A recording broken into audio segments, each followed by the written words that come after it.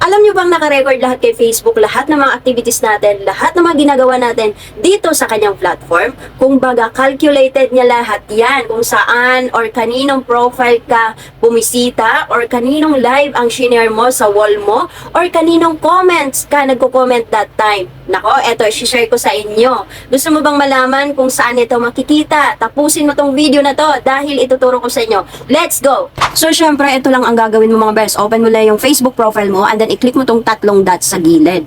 Okay? Tapos, makikita mo dito, bandang gitna, meron ditong activity log.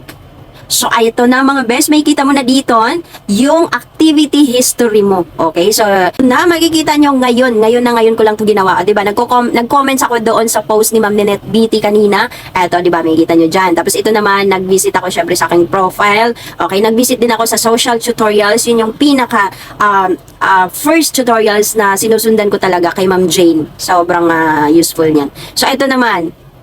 Dito ako sa live kanina ni Sir Richard Jer TV. Di ba? Dito may makikita lahat ng mga activity history mo. So, ang kagandahan dito is pwede mo siya i-remove or pwede mo siya i-delete. So, i-click mo lang tong tatlong dot. So, for example, eto. So, remove tag. Tapos dito naman, delete mismo. Okay. So, ganun lang gagawin mo mga best. So, ayan. Check nyo na agad yung activity history nyo mga best. Kaya kung may nagustuhan ka sa video ito, huwag mo kalimutang mag-share, mag-like, mag-follow para updated ka sa next video na aking gagawin. Yun lang. Bye-bye!